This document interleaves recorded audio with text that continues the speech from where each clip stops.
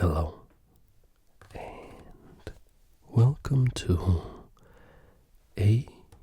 ASMR Chess. This video is a remaster of my video on the opera game. It has improved sound quality. I have corrected a small mistake, and of course I have done the physical chessboard. So I hope you will enjoy this remaster.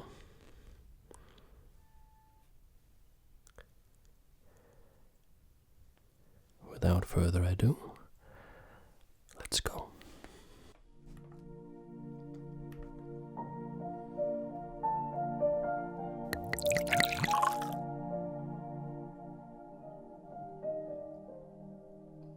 Paul Morphy was born to a wealthy and cultured family in New Orleans, 1837.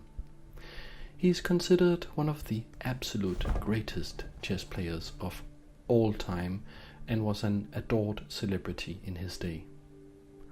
Although no official world championship title existed in his time, no one doubted that he was by far the best in the world. Paul Morphy ranks with the Capablancas, the Fischers, and the Kasparovs, but unlike the other greats, he developed his immense strength in a vacuum. While every other world champion had their skills honed against the most fierce opposition, Morphy achieved greatness without any serious training. Chess was not developed in the United States, and it was first when he traveled to Europe at age 20 that he met world-class players. Europe soon learned a new definition of world-class, though, when the young superstar smashed all competition to bits. Never before or since has the chess world seen such a wide gap between those who are good and the one who is the best. Morphy stayed in Europe for 2 years and became very famous, with ladies in high society pining for his attention and aristocrats fighting to get to play him. It was against two such aristocrats that Morphy gave us what is perhaps the most famous game of chess ever played. It was played at the opera against Karl II, Duke of Brunswick, and the French aristocrat Comte Isouard, who played in consultation. Morphy, whose mother was a famous composer and musician of the time, was a lover of the arts and would much rather enjoy the opera than focus on chess. He therefore played daringly and aggressively to finish the game in short order and turn his attention to the stage. That is why this game is known as the opera game. The story of this game is told by this bishop and this rook, because even though the game ends in checkmate already on move 17, these two are the only officers who lived to tell the tale. There are pawns, of course, but Morphy only really used them when facing the strongest opposition. Against these two noblemen, Morphy found it sufficient to only make 3 pawn moves in the entire game, and those were only to clear the way for his pieces. Paul Morphy was dubbed the pride and sorrow of chess.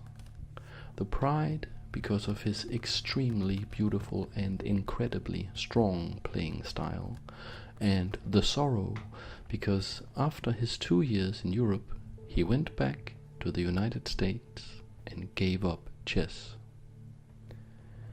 If this bishop and this rook is the pride of this game, then this bishop and this rook is the sorrow. Morphy had white and opened the game with e4. We see e5. Morphy attacks with his knight, and then d6, the Philidor defense. Not a bad move, but an unambitious one.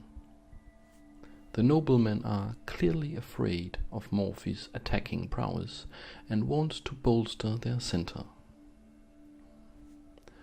Morphy wastes absolutely no time at all at any point, including this one, and strikes immediately with d4. The aristocrats develop their bishop to attack the knight and pin it to the queen. 120 years later, Bobby Fischer would analyze this game and exclaim that this was already a weak move.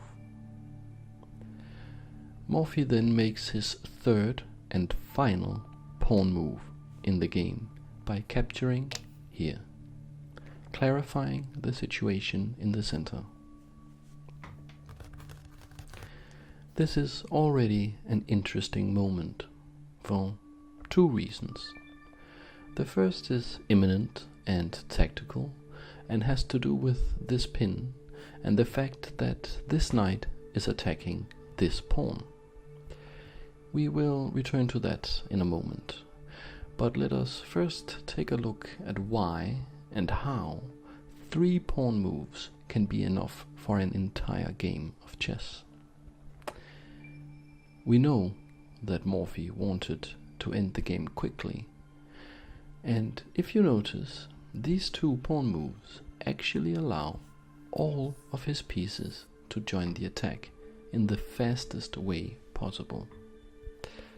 In addition to this, they have opened up the center of the board, which any experienced chess player will tell you is the most important part. The speed Morphy gained here is the strategic element of his plan. Now let us turn our attention to the tactics that make it work.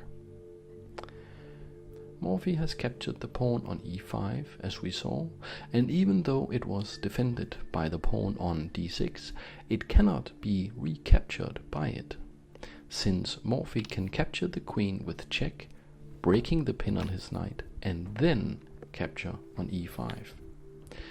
Therefore, the noblemen who played in consultation agreed to first capture the knight with the bishop. The queen takes back, and the duke and the count then recaptures on e5. White to move. What would you play in this position? Morphy played bishop to c4. Does this position remind you of anything? It's the scholar's mate opening, a beginner's opening, threatening this easy checkmate on f7. But Morphy is no novice, and the difference from the normal scholar's mate is that he is up several tempi here. In fact, this position is already very difficult to defend for black. The nobleman played knight to c6 to block the checkmate, but Morphy swiftly shifts his queen to b3, renewing the threat against f7. It is defended by the queen, and Morphy developed his knight, preparing his forces for a deadly attack. Years later, when Morphy had long stopped playing, this move was criticized by world champion Wilhelm Steinitz, who instead suggested that the queen should capture on b7. This move is indeed very strong, but another commentator put it very eloquently when he said that this is a butcher's move, and Morphy is not a butcher. He's an artist. Karl II and Comte Isouard played c6, defending b7 with their queen, perhaps thinking they caught a lucky break.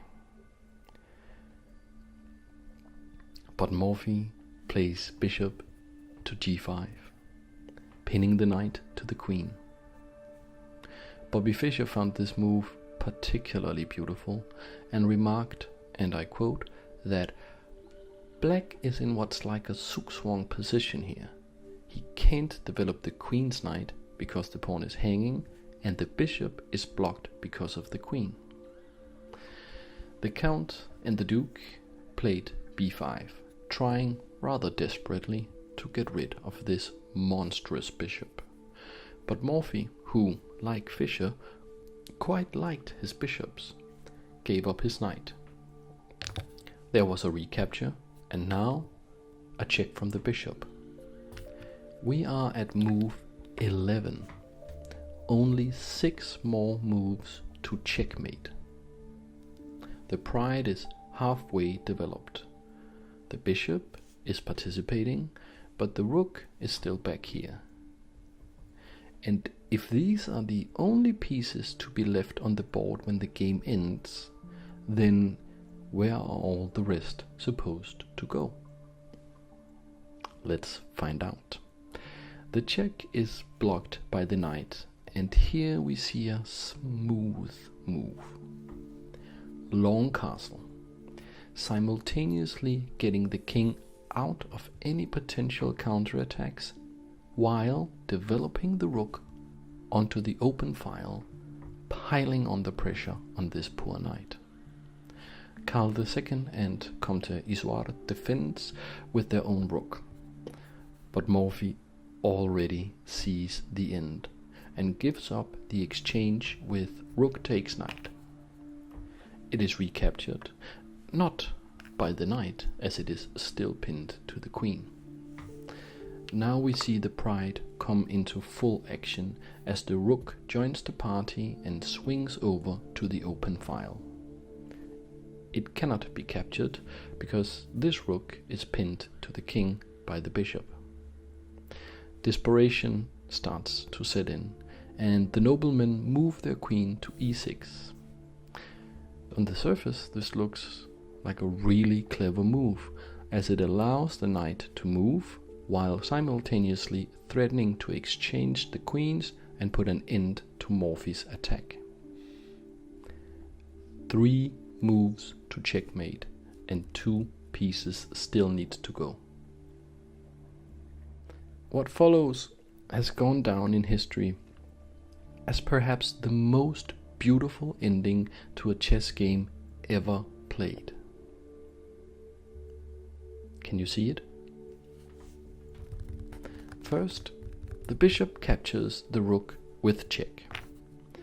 But as we discussed, the defending generals had prepared for that and confidently recaptured with the now free knight. They were not prepared, however, for the follow-up. Can you find it? Queen to b7, check, forcing the knight to recapture and station itself on its brother's starting square. Only the pride is left for white, but it is exactly enough. Rook to d8, checkmate. It is protected by the bishop, and there is nowhere for the black monarch to go. The pride of white's position delivers the coup de grace, while the sorrow stands on their starting square, having never played any part in the game at all.